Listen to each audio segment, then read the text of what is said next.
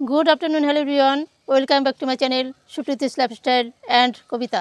আশা করি সবাই খুব ভালো আছেন। আজ আবার চলে এলাম কবিতা আবৃত্তি নিয়ে, অনেক দিন পর কবিতা আবৃত্তিতে। তো চলুন দেখতে থাকুন সম্পূর্ণ ভিডিওটা।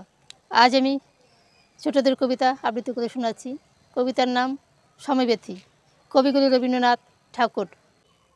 যদি খোকা না হয়ে আমি হতেম কুকুর ছানা, তবে পাছে তোমার পাতে আমি মুখ দিতে যাই ভাতে। তুমি করতে আমায় মানা, সত্যি করে বল আমায় করিস নেমা ছল। বলতে আমায় দূর দূর দূর, কোথা থেকে এলো এই কুকুর।